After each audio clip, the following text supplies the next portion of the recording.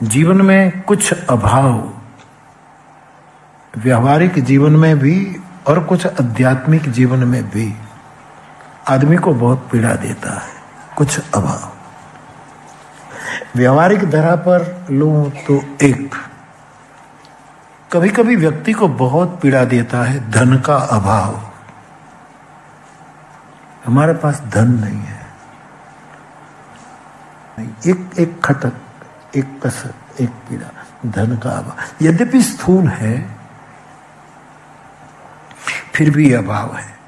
एक दूसरा अभाव, परिवार में कोई ऐसी व्यक्ति हो कि जो सबको छत्र बनकर ढांकती हो, ऐसे कोई स्वजन का जाना, उसका अभाव परिवार को बहुत पीड़ा देता है, सालों तक पीड़ा देता है कि हमारा छत्र चला गया।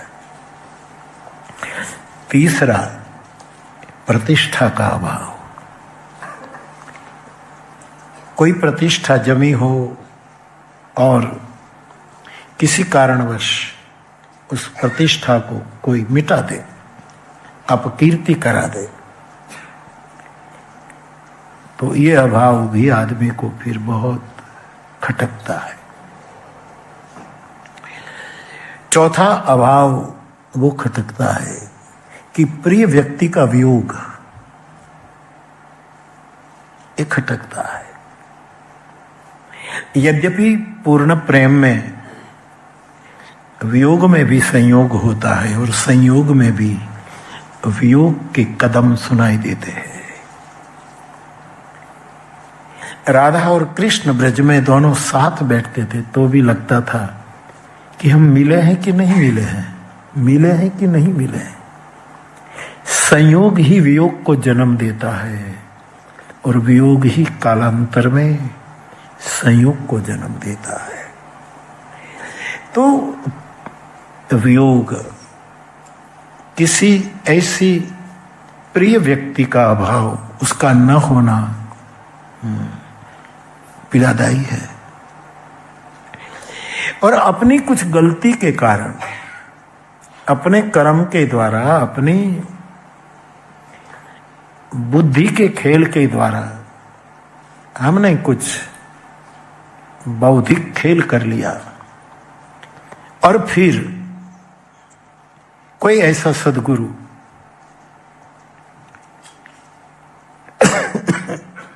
छोड़ तो ना दे,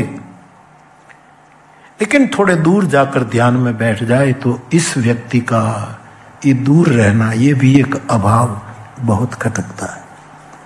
सती को इस अभाव ने पकड़ा है। 87,000, कोई कम अवधि नहीं है और शरीर सूख गया। पछतावा तो बहुत हुआ, लेकिन अब कोई बात हाथ में नहीं रही। परमात्मा से प्रार्थना करती रही कि या तो शिव के विरह में शरीर छूट जाए, और कोई भी अभाव, मैं ये भी आपको ऐड करूं कि जो मैंने आपके सामने कुछ व्यवहार, कुछ आध्यात्मिक अभाव की बातें कही, इन सभी अभावों में राहत देती है भगवत कथा। ये मैं कहता हूं इसीलिए नहीं। आपके जीवन में धन का अभाव हो और कथा सुनो तो आपको लगेगा कि पायो जी मैंने राम रतन धन पायो, मुनि जन धन। हमने ये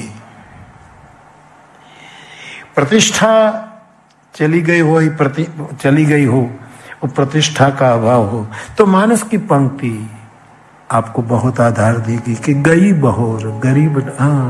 अहल्या का सब कुछ चला गया, रूप गया, चट्टान हो गई।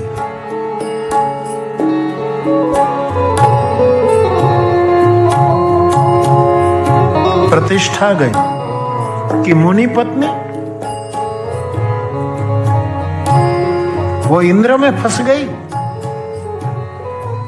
लेकिन राम एक है ऐसा जिसने पुनः सब कुछ लौटा दिया। गए पति लोक आनंद वही धाम धूम से हम यूं थयु अहल्यानु साहेब। गौतम आए, छात्र आए, गाय आई, मयूर मयूरिनी आए, पक्षी आए अहल्या के स्वागत के लिए, क्योंकि राम जो हमारा सब कुछ चला गया हो उसको पुनः ला देने वाला था। तो कभी प्रतिष्ठा चली गई हो, भगवान की कथा फिर हमें स्थापित कर देती। साहिब के दो लक्षण दिखाए हैं यहाँ। साहिब माने गुरु, जैसे कबीर पंथ में साहिब बंदगी साहिब, बंदगी साहिब, बंदगी साहिब। और यहां दो लक्षण बताए। कौन साहिब? जो सरल हो और सबल भी हो, अथवा तो उल्टा करे, सबल है फिर भी सरल है।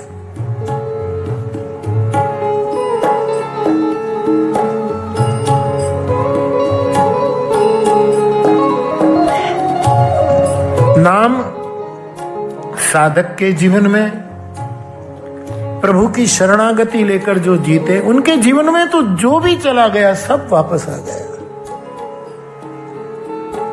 सुग्रीव का सब कुछ चला गया, उसकी पत्नी तक वाली उठा गया, लेकिन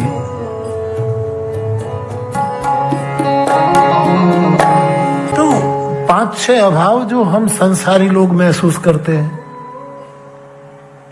कभी साधनों का अभाव, कई प्रकार, इनमें आध्यात्मिक दृष्टि से परम का वियोग,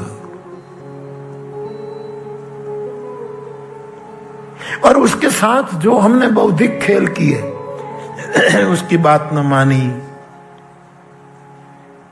उसने बहुत समझाया फिर भी एक भी बात सुनी नहीं, और फिर ऐसे परम तत्व थोड़ा दूर बैठ जाए और उसके बाद जो अभाव खटकता है।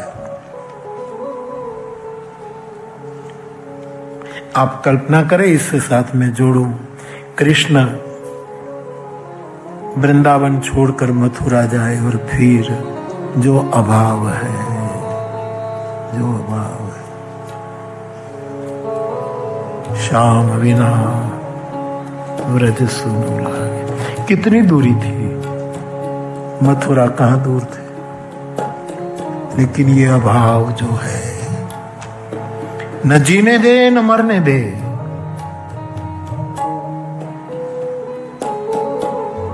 और कृष्ण आज्ञा कि मैं आऊंगा, मतलब आप कोई मत आना। ऐसा नहीं कहा था कि आप मथुरा ना आए, इतना ही कहा मैं आऊंगा।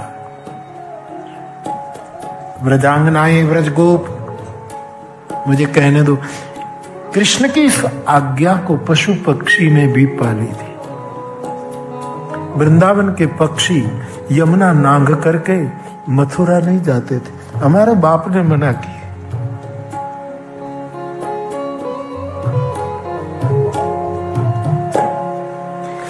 वायु भी कालिंदी के इस कुलीन पर रुक जाता था, अतिक्रमण नहीं करता था।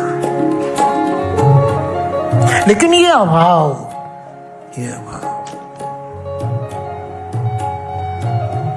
महाभारत में अर्जुन का वियोग और फिर पांडव, और जो उसकी दशा है, सब कुछ लुट गया। और इस अभावग्रस्त जीवन में किसने ढाढ़स दिया? कोई न कोई ऋषि आते हैं और जो सब कुछ लूट गया था उसमें उसको राहत देने के लिए महाभारत की प्रसिद्ध कथा नल दमयंती की कथा सुनाते। इनमें कितना अभाव आया था, कौन छोड़कर चला गया? दमयंती और नल।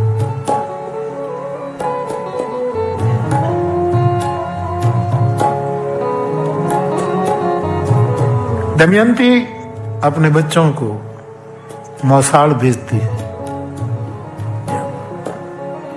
ये हमारी आख्यान परंपरा में जो महाभारत के प्रसंग आए,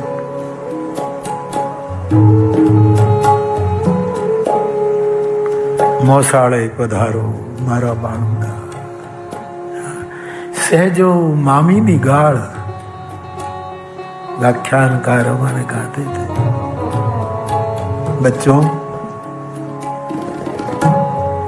अभाव को भूलने के लिए मौसाल में रहना पड़ेगा, मामी ताना मारेंगे, सह लेना, सह लेना। जीवन के प्रत्येक अभाव में भगवान की कथा राहत देती है।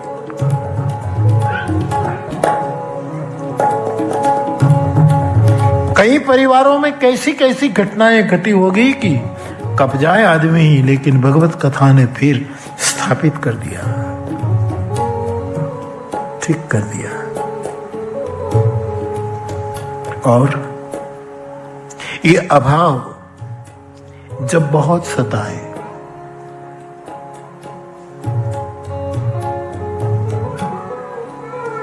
तब कोई बुद्ध पुरुष समाधि को फेंक करके अभावग्रस्त के समाधान के लिए प्रकट हो जाता। इसलिए लिखा है तजी समाधि, समाधि को फेंक दी, अब इसको समाधान की जरूरत है। मेरी समाधि की कोई इतनी वो नहीं है जितनी, मैं तो समाधान को ही समाधि मानता हूं। आपको अपने जीवन में किसी न किसी बहाने जीवन का परम समाधान प्राप्त हो जाए, इससे बढ़िया कोई समाधि नहीं। तजी शब्द पर बहुत बल है।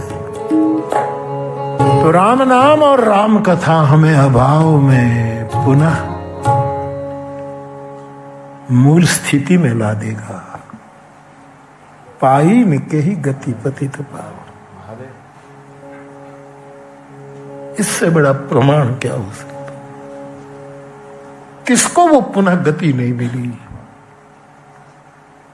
इसीलिए तुलसी कहे राम भज, राम भज, राम भज। एकमात्र उपाय है राम कथा या राम नाम। साधु संग बड़ा बल देता है।